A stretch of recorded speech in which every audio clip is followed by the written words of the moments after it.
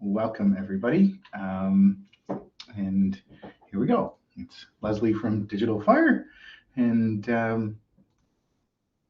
we are an IT support company. So, how to protect your data.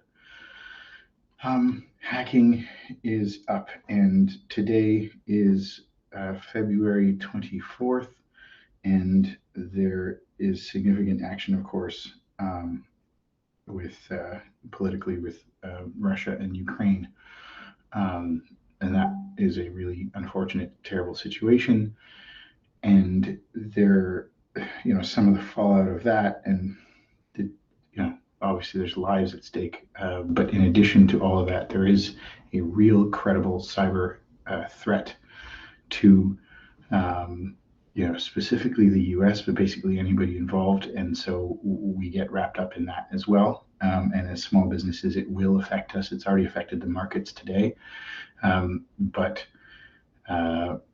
businesses are going to be affected. Anybody that does business in the U.S. or is in any way associated with U.S. companies, which is almost everyone in some way. So I think we can expect serious cybersecurity ramifications in addition to all the terrible stuff that's happening. So already cyber attacks were up. And this is just it'll take it to another level. So protecting your data is a really big deal. Just even today, this morning in the news. So it is when you will get hacked, a breach will occur, and it's a question of what you should do now to protect yourself and to be able to respond well to that. Because again, it is a when. It is not. We are past the point of protecting you from being hacked. That is impossible at this point. You will be hacked. It's a question of how bad it is and how prepared you are. So it's easier said than done because they just need to find one tiny little way in. They need to find one window, one tiny little crack, and then they can get in. And it is our job to secure every way to get in. And as we go, cloud and remote workers and all these business needs that we have where we're not locked in the same office, in the same room, in the same space anymore. We need to do things online and remotely and on our phones and mobile and all these sorts of things, all these wonderful online tools. Every single one of those presents a new risk, right? Think about how many online tools you have, how many logins you have, how many email and files and digital signatures online and all sorts of things you use, calendars and project management and ERP software, all of those things, every single one of those presents a security risk. Windows itself, we had the printer nightmare updates and that all sorts of things. There's just an enormous amount of ways that a hacker can try to get into your system, and it's almost impossible to secure them all. So it's an uphill battle to secure things, and you can spend an upteen millions of dollars on security and still not be secure. There is no such thing as secure. There is only more secure. So that's what today is about: is thinking about where your data is stored, how to tackle this problem. So let's think about where your company data is. Small company, large company, you might think, hey, look, we're only 5 users. I'm not really a target. The thing is, the hackers are trying to make a quick buck, right? In the case of the political ones, sure, there's state-sponsored attacks, and that is a really big deal. But they're just trying to cause damage and chaos. Not, there are targeted attacks where they're targeting intelligence and military information and state secrets and that kind of thing. Yes, there are. But what we have to be worried about isn't that stuff. It's just general damage and chaos that they're trying to cause. And the new thing is, well, okay, I'll have a backup and that kind of thing. But the new thing is extortion. Okay, so you have the data and you can get up and running, fine. But they'll release that data, right? So what data do you have? Where is it and what is it? Do you have personally identifiable information? So even if you can get back up and running and your business is fine, and you don't miss a beat, and you're prepared. Well, if they got the data though, then, and they threaten to release it, that's the new part. We went through a scenario which was an actual real one out of a financial company in Winnipeg. It's one of my buddies that runs an IT company in Winnipeg, and they called in a bomb threat on the building. So the hackers actually called in a bomb threat. The police showed up, like the bomb disposal unit. It was really scary, because they are trying to cause chaos. They found out employees' personal cell phone numbers and made harassing phone calls to employees' cell phone numbers, trying to do anything they could to get management and owners of the business to pay the ransom, because it was looking like they weren't going to pay the ransom because they had backups and they did have proper preparation. And even then, the tremendous pressure that they put on was a whole other level. And they were threatening to release the information. In the end, they did pay. They initially asked for, as a 30-person company, so it's not a huge company. And so they asked for $800,000 in ransom initially. Insurance got involved, negotiators were involved. They ended up paying something like $180,000 in ransom. And again, they had all their data and they were back up and running. They didn't need to get the data back. They didn't need a decryption key or any of that stuff. It was literally extortion to not release the customer information, right? So think about, what information do you have? Do you have people's bank accounts? Do you have their credit card numbers? Where do you store those credit card numbers? Do you have their driver's license? Do you have mortgage documents? Do you have their hydro bill? Do you have plans for their new location? Do you have, what data do you have for customers? And how would they react if you had to call up your customer and said, I'm sorry, everything you've given me and all the data that you've trusted me with in the last, 5 years of our business relationship is out there on the internet now. And, I'm really sorry, but that's the case. And how would your customer react to that? And unfortunately, things are getting better, but there is a culture of blaming the victim. Right? Like in that case, you are the victim. You were attacked, right? Except the customer is not going to be mad at the person who attacked you and have sympathy for you. The customer is going to be mad at you. Why didn't you do more to protect their data, right? So it can be real. It's real harm and it's real damage to the business, and it's almost not measurable, right? I mean, so you're quoting a big project the next time and you're up against a competitor, but you got hacked and they didn't. How is that going to feel? How is that going to go over? Do you have to lower your price to get that quote? Do you have to beg and plead? Do you have to, that's just sort of damage to the relationship that is very difficult to repair and takes a long time, because it involves trust, because the customer feels that trust has been broken, even though you were a victim of the attack. So, okay, so this is really a big deal. It's really serious. So where is your data located? The thing is, these days, it's all over the place. It's spread out. That's a good thing and a bad thing. It's more that we have to know. So some of it is going to be on cloud, right? Lots of people are on Office 365. So that comes with OneDrive or SharePoint, which are actually different things. But they're data on the cloud, or you could have stuff on a server in the cloud, like on Azure or Amazon or Google, or you could have it local. So local could mean a server in your office. It could mean an external hard drive, a USB stick, could be on laptops, desktops, or tablets with a third party. If you use a third party vendor for, project management, or, you use Monday.com. And there's nothing wrong with Monday, but you have data in there that belongs to customers that Monday.com is protecting for you, right? So, okay, you're outsourcing the liability, and that's part of what you're paying Monday.com for, is for them to be secure. And I'm just using them as an example. But it's any of those tools, right? I mean, think about how many tools you use. You probably log into 10 different tools a day for all sorts of things. Email is certainly an obvious one. Where's your email stored? What's the email server? Is it Google? Is it Microsoft? Is it somebody else? Is it GoDaddy? Is it, one-on-one? Is it, where is your email stored? And how is it secured? What are they doing? What if they get hacked? Phones, right? You've got data on your mobile phone, attachments you've saved, or pictures you've taken, or there is data that needs to be secured and thought about is what you do with that data, right?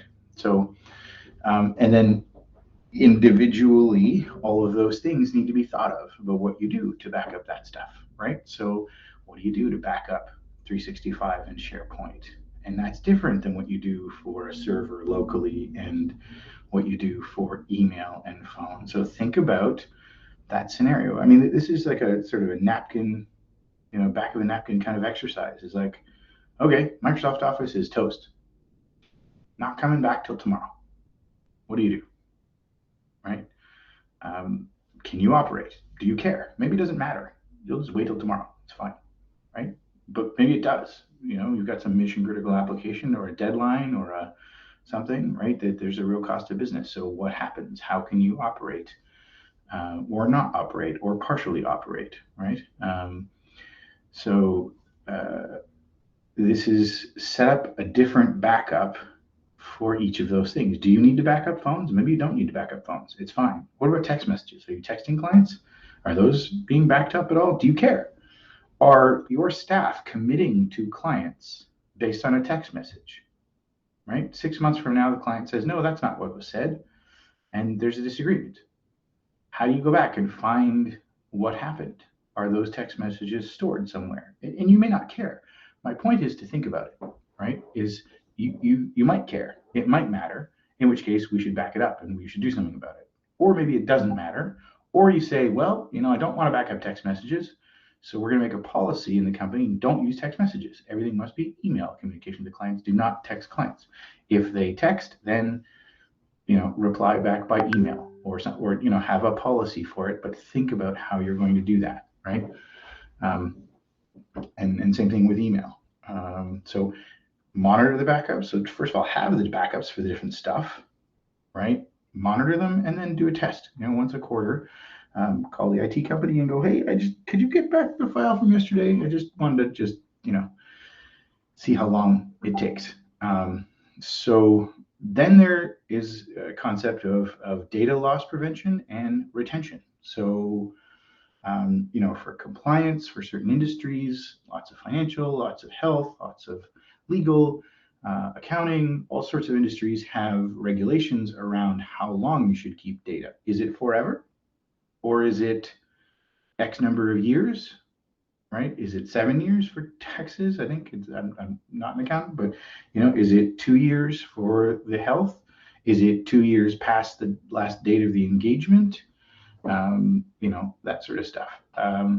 So that's the retention piece. So there are services, both 365 and Google and third-party services that you can set retention rules. So you can go in based on clients, based on domains, based on all sorts of criteria and set, do you want to keep data forever? Do you want to keep data? There are rules where you sign contracts where you have to get rid of the data after a certain time. So you must delete the data and not keep it so that it's not infinitum in your backups and people's your personal information is controlled, right? So that's part of PIPEDA and other standards. Some people need to be HIPAA compliant for the US. So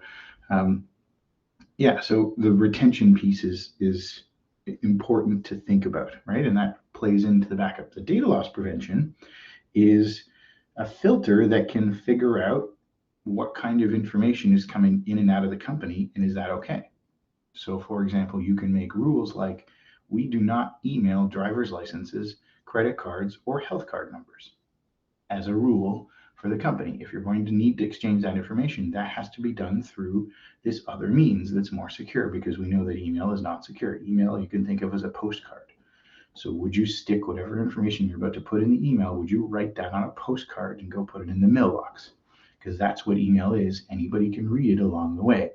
There are exceptions to that. That's not if there's certain companies, Google and Microsoft have an agreement, and if you do Google to Google or Google to Microsoft, then generally it is secure. However, you cannot depend on that. When you send that email, it's gone.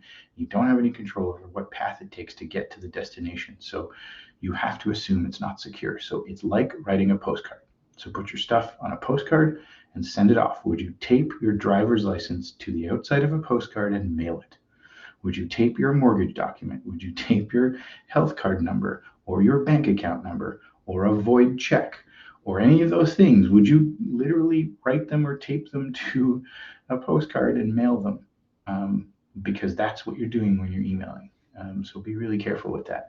So the data loss prevention priest says it's a filter that goes into email specifically, and then it says, well, I'm not going to allow the entire company to mail or to email these bits of information. So it will detect when it sees a credit card, it will block it. And credit cards will not be able to be sent by email. And so you can do that for all sorts of different types of passports or whatever documents are relevant to your business. And so thinking about data loss prevention and retention as in the context of where's your data and how do you protect it. Encryption. So this is a big deal. So the first thing I would say about this is that make sure that your backups are separate. If your backup is a USB stick or an external hard drive connected to your computer or to your server, I'm not going to say it's useless, but it's useless. Because if a hacker gets in, that is for if the server crashes. But even then, we had one yesterday, and it wasn't a server, it was a computer, but they had a power outage for 18 hours. Power came back, blew the power supply in the machine, right? So, okay. But anything that's connected to the machine, it got a surge, right? So external drives and all that kind of stuff, it's all connected. All that blew too, right? So what good is your backup now? You'll probably recover it and all that kind of stuff. But in that case, they didn't have a USB drive as a backup. Thankfully, it's an external offsite backup. But my point, though, separate your backups. They need to be separate. If a hacker gets in, or a power outage is a simpler one, if a hacker gets in, they'll just encrypt and take everything, right? And it used to be that they got in this morning, and an hour later, that they're in because they've done the damage. They don't do that anymore. An average time that a hacker is in the system is 60 days now. So they go in, they stay in, they monitor what's going on. They generally go after the backups. They know exactly when your backups run. They have deleted them or are about to delete them.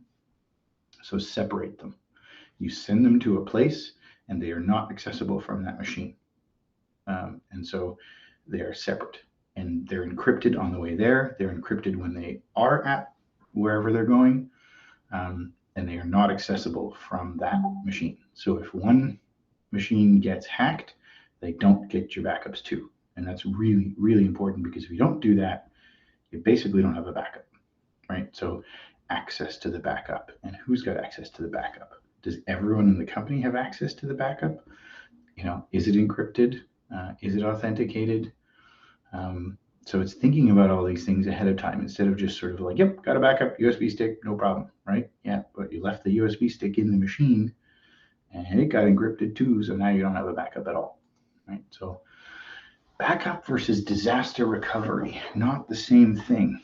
People often assume that I put my data in Google or in Microsoft, and they are wonderful companies, or evil companies, whatever. But I'm not making a judgment. But they do not provide a backup. They provide disaster recovery, meaning the entire, western half of North America is down because there's some massive outage, or Cloudflare is down and half the websites on the internet are toast, or Amazon's, just whatever. There's a large outage and a bunch of stuff is down. There was a natural disaster, an earthquake, whatever. They'll get your data back. So they have global data recovery. They have all sorts of stuff in place to get your data back. If you have an employee that went and deleted everything before they left, Google or Microsoft says that no, I don't got that because you have an authenticated user that deleted that. You told me to get rid of that data. Here's the log that says this user told me to delete this data. It was an authenticated command. We followed the command. I'm sorry, we don't have your data. Now, if it's recent enough and within hours, within a day, maybe 2 days max, you can go and beg and plead and ask support, and they do not guarantee it, but usually they can be nice and get it back. But if this was 6 weeks ago, 3 weeks ago, I mean, it's easy to notice if the whole thing is gone, like all your data is gone, and okay, you'll notice that, right? But what if it's certain things that were gone on the shared drive, and you don't notice for 3 weeks, right? 2 weeks, 1 week, they will not be able to get that back, right? So just because your data is on the cloud doesn't mean it's backed up. It means that the cloud will be up and running and you've outsourced the running of that, and they will get it back up and running to that moment in time when it went down. Fine. But that's not the same as a backup to say, okay, show me the data and the state of it as it was 2 weeks ago or 3 weeks ago or 6 months ago, or that's a different question. And they don't do that. And so you should have some kind of backup, a third-party service, and there are lots of them, for Office 365, for Google, for email. Think about those things. That's a big one that most people don't consider. Your data is just on the cloud. It's backed up, right? Nope, it is not. It is not backed up when it's on Google or on Microsoft. It's got disaster recovery behind it, and it's not a backup. So RTO versus RPO. This is sort of a more classic discussion of recovery time and recovery point. If you are Visa, you cannot have a single millisecond of downtime. So the more close to real time you need to be, and in both the recovery time and the recovery points, the recovery time is, okay, an event happened, you're down. How long is it going to take you to come back up and running? Partially, fully, how long is that going to take? That is the recovery time.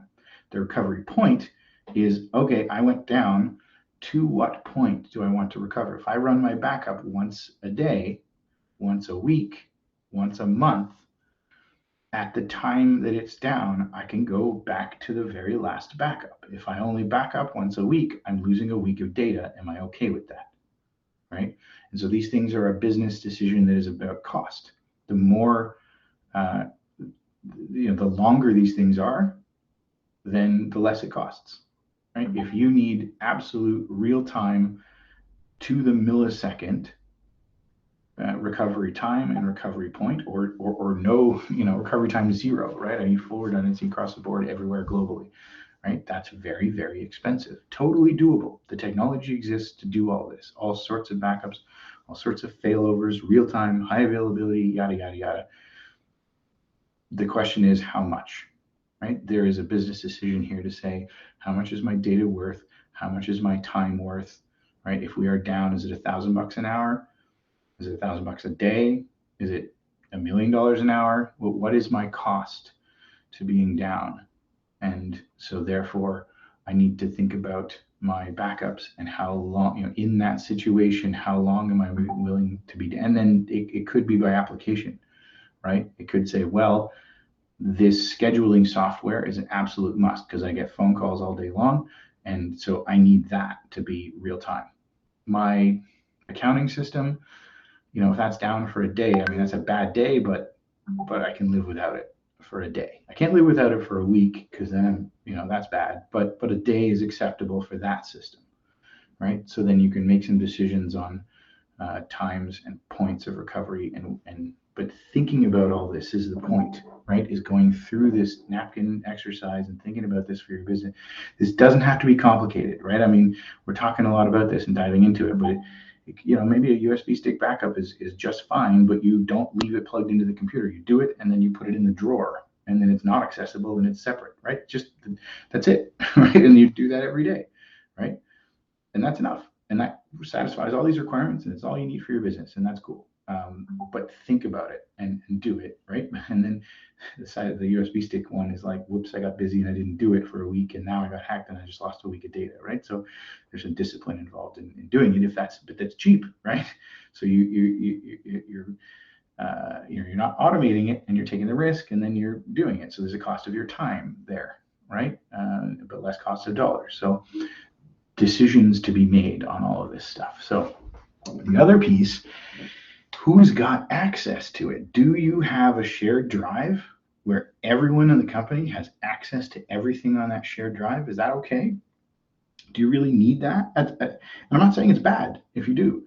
I'm saying make a conscious decision instead of just having that happen over time, because we get busy and it just sort of happens, right? So when we talked about the burglar getting in and they just need to find, one way in, picture, a business and a warehouse, an office in the front, warehouse in the back, and the burglar gets in through a window, right? If they got in through a window and they're in the first room, can they just like walk around everything, the plant and the inventory and the accounting department and all of it? Or are there locked doors in the interior somehow? If they got into the first room, to get to the second room, do they need to break through another door, or is it just open season everywhere? And I'm not even saying one is better than the other. I'm saying make a conscious decision about that, right? Is if everyone doesn't need access to everything, if not everybody needs to be an administrator on their computer, that's a big one, then don't, right? So give the minimal, not the easiest, the minimal level of access that you need. There are security controls standards, NIST, CIS, and ISO 27000 that talk about this now, where it's a review of so about half of the controls are technical, password length and two-factor authentication, and do you have inventory and that sort of stuff. But half of it is procedural stuff, like who's got access to what, and do they need access to everything. So to review that, so that if a hacker gets in and they get into Maria's account or they get into David's account, then what can they see from David's account? Can they move from David to Maria's account, and from Maria's to Steve's, and from Steve's to, and then just sort of laterally move through all different systems, because they can get to one, they can get to the other, right? And you might have heard of the concept of zero trust. That is talking about where we don't trust the user. There used to be this older type of security concept where there was a perimeter, and you log in, and once you're inside the secure perimeter, you can freely roam around. You don't need to authenticate again. The concept of zero trust is that everyone carries some sort of passport or authentication method, and every time they go through a checkpoint or a door or another app, then they need to re-authenticate, right? And that makes it so that if someone does infiltrate, then they need to authenticate at every point, and it makes it harder to get access to all of your data. So we're going back to, we can't prevent hacks. You will be hacked. What you can do is limit the scope. So when you do get hacked, what do they get? Do they get the keys to the castle, and do they get absolutely everything? Right? So can you segregate it? Right? But you have to work, right? People still need access. Maybe you have folders, and your staff just need to work, and you have clients from A to Z, and they're in the shared drive, and all clients have to be in there in order for your staff to be able to do their work. Fine. That's the decision. But that's a conscious decision you're making, and needs to happen for the business. So that's okay. But if there's HR documents in there, if there's other things that they don't need access to, then they probably shouldn't have access to those things, and limit the scope of people that do have access to those. And therefore, when that person's account gets hacked, then they don't necessarily get access to everything, and you've limited the scope of your attack, which limits the severity of the whole thing. The other thing I should say is that what happens now is that you should have cyber insurance. So get some cyber insurance. I'll just say that I don't sell insurance. I have nothing to do with it, but get some cyber insurance. You need it. And it's very popular now. Just talk to a broker about it and get it. When you get hacked, the insurance is involved, and they call the legal team. They call the forensics team. There's a negotiator involved that will talk to, like they take over. They take over from the IT people. They take over from you. You got to be very careful with that too.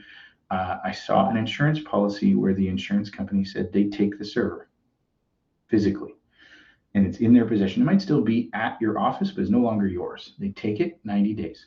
You can have it back in 3 months. So how are you going to operate if they take your stuff for 3 months?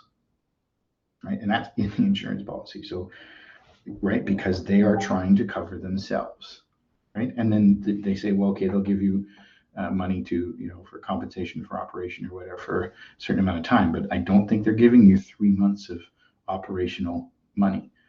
And still, even if they do, the money's not enough. If you don't serve your customers for 3 months, I mean, your business is toast at that point.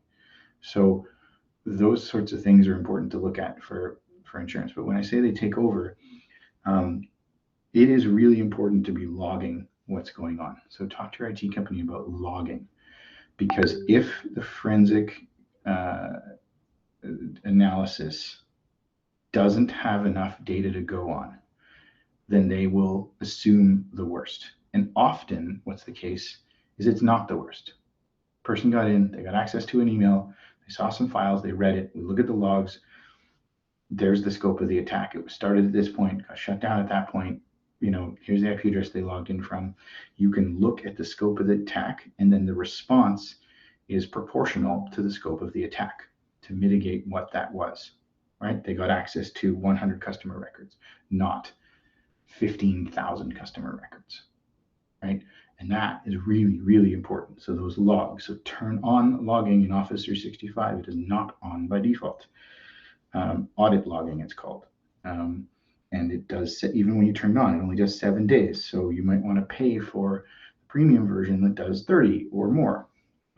So thinking about this stuff, because if you don't have those logs, they have to assume the worst, which means they don't know. So it's got to be everything. It means they're going to format every computer. It means new computers for everyone. Maybe not necessarily physically new computers, but imagine if you had to redo everything, right? Every system, every computer, every printer, every Wi-Fi access point, every switch, all of it has to be redone from scratch. Build your company again before you can run. It's pretty involved. So having the logs is a really important part of this. So that about wraps it up. I would say this is the security triangle. Detection is the tech stuff we think about, right? Antivirus and firewalls and all that sort of stuff. Human training is to think about where all these things are and practice phishing emails and tell your staff about it and bring it up in every staff meeting. And then controls, to think about where does everyone have access to everything? Do we have policies for this? So all of those, there is an HR component to security and a human component to security. We tend to think of it as tech, and it is, but it's 1/3 tech. The other pieces are setting it up in the first place so that when they design brakes, right? In the movies, when the brakes on a car fails, then the car can't stop, right? And that can happen, but the reality is that they design brakes to seize. They design engines to seize when they brake, which means they stop, right? And so you design it for that failed condition where you say, all right, I am going to get hacked. So when I get hacked, what are they going to get access to? So I'm going to try to limit this so that I'm going to think of the failure scenario and design it so that there's limited access for hackers when we get hacked. But at the same time, I need to work, so I need to be open enough that all my staff can be fine. So, and not get in the way, security not get in the way as much as possible. So there's those 3 pieces of the security triangle that are really, really important. So that's pretty much what I had for today for data and protecting your data. So think about what you have online and how you're backing it up, and have a discussion about it, just on the back of a napkin type of thing. Think about these things, talk to your IT company, and there we go. So that was my content for today. Thank you everybody for coming and listening and being there, and be careful, stay safe online, If I had to say, hey, one thing, two-factor authentication. So turn on, and we're going beyond that with conditional access, which is the new type of thing. Right? But two-factor authentication is the single simplest thing you can do. So that's where it sends you a text message, and so turn that on today on all of your accounts. Do two-factor authentication, and that's one simple thing you can do. Conditional access is a level beyond that, where it says, do I really need to open up all my email and everything from everywhere? I only access it from my iPhone and my iPad and my laptop and my desktop. So I'm just going to close it to the whole rest of the world, except those three things, because, or those 5 devices, because those are my devices, and that's it. Then I don't need a two-factor authenticator or whatever, because, it's my laptop. And if I lose my laptop, I can shut that down. So that's conditional access. And that is the next level of security. And I think that's great. But it's a bit more involved to set up with IT, etc. The two-factor authentication is something really simple you can do this afternoon on your bank accounts, on your email, etc. Two-factor authentication. That's what I would say is, the one thing you can take away from this and do immediately and fix and be much more secure. So, okay, everyone have a wonderful day and stay secure online. Cheers.